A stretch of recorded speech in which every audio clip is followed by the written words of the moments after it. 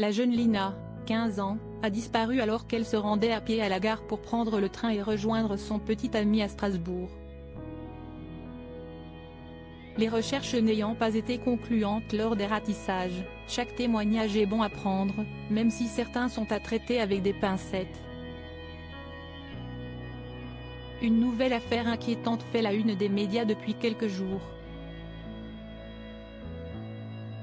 Le 23 septembre dernier, Lina, adolescente de 15 ans, se rendait à pied à la gare pour prendre un train direction Strasbourg et rejoindre son petit ami Tao.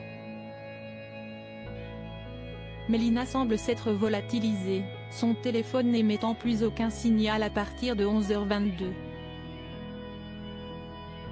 Si aucune piste n'est officiellement écartée, celle de la fugue semble s'effacer progressivement et l'hypothèse d'un enlèvement se fait bien plus probable.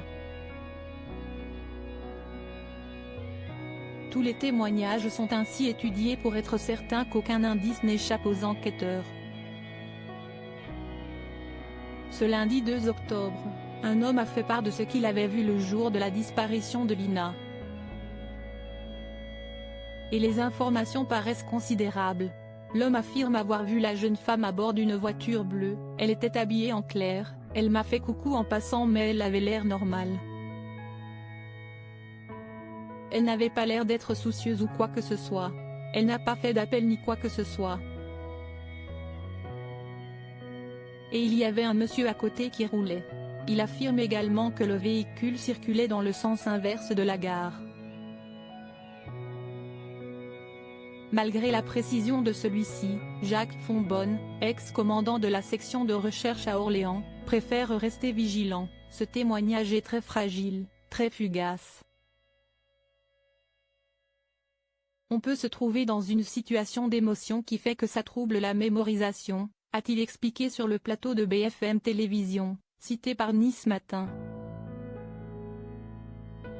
Il y a un système de réencodage de la mémoire. Des éléments qui peuvent être parasites vont faire que la personne va enregistrer autre chose que ce qu'elle a vu. Si est-il la raison pour laquelle les enquêteurs ne se réjouissent donc pas immédiatement de cette source.